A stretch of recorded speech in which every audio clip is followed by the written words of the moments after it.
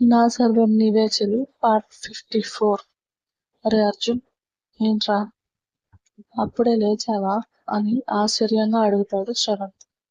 ఇవాళ క్లయింట్ తో first meeting, so అన్ని పర్ఫెక్ట్ గా ఉన్నాయో లేదో చూస్తున్నాను. సరే, నేను బ్రేక్ఫాస్ట్ రెడీ చేస్తాను. అంత టైం లేదు, నేను వెళ్తున్నాను. నువ్వు క్యాబ్ లో వచ్చే. సరే అని శ్రవంత్ కిచెన్ లోకి వెళ్తే అర్జున్ బైక్ మీద ఆఫీస్ కి స్టార్ట్ అవుతాడు.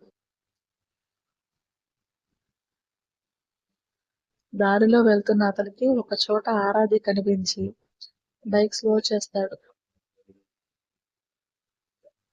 ఆమె ప్రెసెన్స్ తన గుండెకి ముందే తెలిసిందేమో కానీ ఫాస్ట్ గా కొట్టుకుంటుంది. గుండె మీద చేతితో రబ్ చేస్తూ, ఏంటి నువ్వు ఆఫీస్ లో నా బేబీని చూస్తే అస్సలు రియాక్ట్ అవ్వవు, రోడ్ మీద చూస్తే ఇలా కొట్టేసుకుంటున్నావు అని ఫ్లవర్స్ తీసుకుంటున్నా ఆమె వంక చూసి బైక్ స్టార్ట్ చేస్తాడు. దారిలో ఏదో ఫీలింగ్ అర్జున్ డిస్టర్బ్ చేస్తున్నా అదేంటో ఆలోచించడానికి కూడా అర్థం కావడం లేదు అతనికి.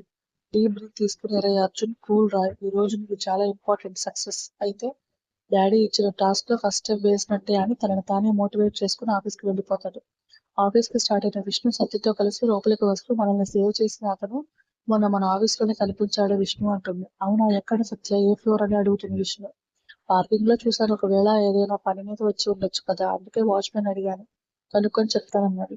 సరే, మళ్ళీ కనిపిస్తే అస్సలు మిస్ చేయకు అని తన ప్లేస్ కి వెళ్తుంది. ఏ విష్ణు, శేఖర్ కి హెల్త్ బాగాలేదంట, 2 days నుండి ఆఫీస్ కి రాలేదంటుంది రితిక. ఏమైంది అన్నయ్యకి అని కంగారుగా శేఖర్ కి కాల్ చేసింది, కానీ అతను ఫోన్ లిఫ్ట్ చేసే పొజిషన్ లో లేకపోవడంతో వెంటనే పర్మిషన్ తీసుకుని శేఖర్ ఫ్లాట్ కి స్టార్ట్ అవుతుంది. బెల్ కొడుతున్నా ఎవరు ఓపెన్ చేయకపోవడంతో డూప్లికేట్ కీస్ ఎప్పుడు షూ ర్యాక్ లో పెడతాడని గుర్తొచ్చి వెంటనే అక్కడ వెతికి కీస్ తీసుకుని డోర్ ఓపెన్ చేస్తుంది. రూమ్ లోపలికి వెళ్ళిన విష్ణుకి బెడ్ పక్కన పడిపోయి కనిపిస్తాడు శేఖర్. అన్నయ్య అని కంగారుగా అతని దగ్గరికి వెళ్ళి లేపడానికి ట్రై చేస్తుంది, కానీ ఒళ్ళు కాలిపోతుంది. కానీ స్పృహలో ఉండడు. కన్నీళ్లు వస్తుంటే తుడుచుకుని వాచ్మెన్ హెల్ప్ తో శేఖర్ ని క్యాబ్ లో కూర్చోబెట్టి హాస్పిటల్ తీసుకుని వెళ్తుంది. ఎమర్జెన్సీ ట్రీట్మెంట్ చేసి శేఖర్ కి డ్రిప్స్ పెట్టి 3 days నుంచి ప్రాపర్ ఫుడ్ లేదు, ఫీవర్ కి కరెక్ట్ మెడిసిన్ కూడా తీసుకోలేదు. 3 days అబ్జర్వేషన్ లో ఉంచాలని చెప్పి డాక్టర్స్ వెళ్ళిపోతే శేఖర్ వంక బాధ ప్లస్ కోపం కలిపి చూస్తుండిపోతుంది విషయం. ఇడియట్, ఒక్క మాట ఫోన్ చేసి చెప్పాలి కదా, బుద్ధి లేదని తిట్టుకుని రాఘవ్ గారికి ఫోన్ చేసి విషయం చెప్పి హాస్పిటల్ కి రమ్మని చెప్తుంది.